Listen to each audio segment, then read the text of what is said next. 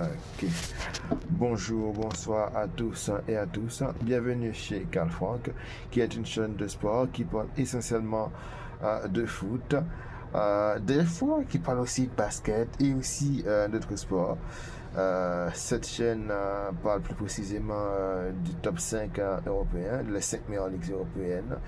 Elle analyse principalement les meilleurs clubs de cette ligue. Bon, pour aujourd'hui, on va parler de la Juve, on va parler de Dortmund, on va parler de Newcastle, Tottenham, le choc de la PL, on va parler de City, Man City vs Fulham et pour le final, on va parler de Barça Atlético. Bon, on commence avec la Juve. Bon, la Juve, ils ont gagné 2-0. Ils ont gagné 2-0 la Udinese en Coppa d'Italia, Coupe d'Italie.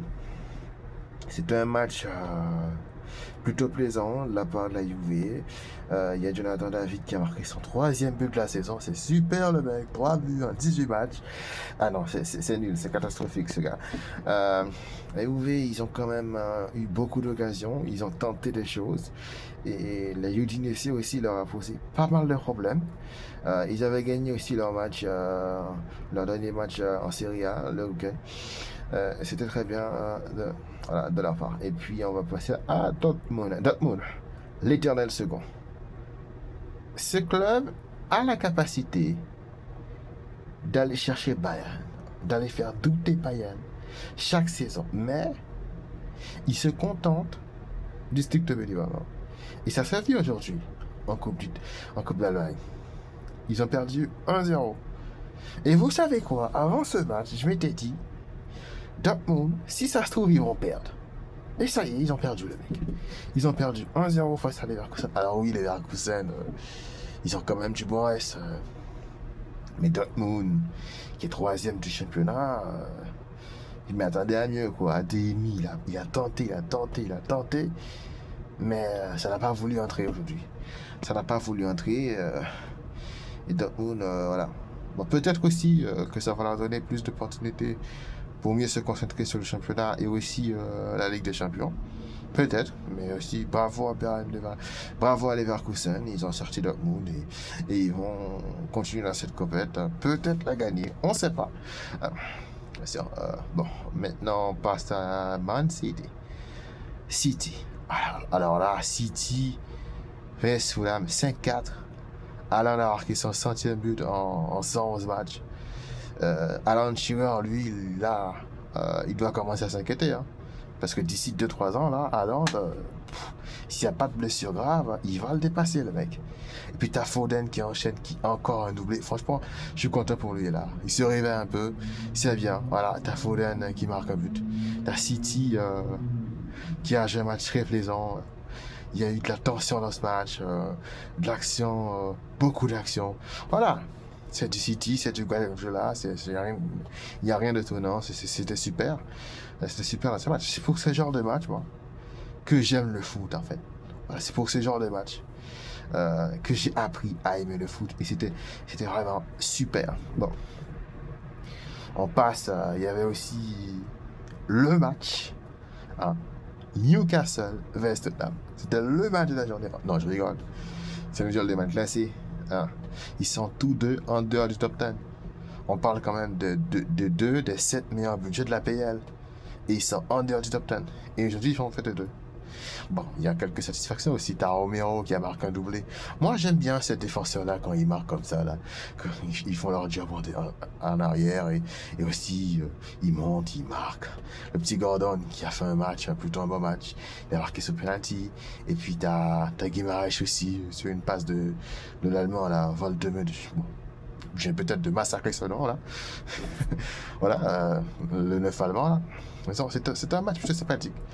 Voilà, c'était un match plutôt sympathique. Il y a eu du mouvement, il y a eu de l'action. Les deux équipes, hein, bon, ils ont joué dans leur style respectif. Hein. T'as Newcastle qui met de l'intensité, qui se donne, voilà. Et puis t'as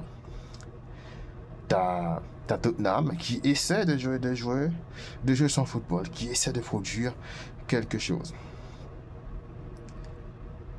Et puis pour finir, on a Barça Atlético. Alors là, Barça Atlético. 3-1. T'as Olmo qui a mis un doublé encore. Et puis t'as Rafinha qui a marqué son but. Bon.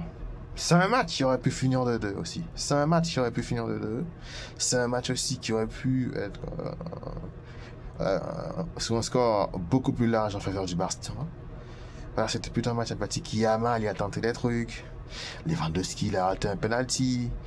Ça arrive, tout le monde rate des penalties. Mais par contre, il y a une action, il y a une tête là.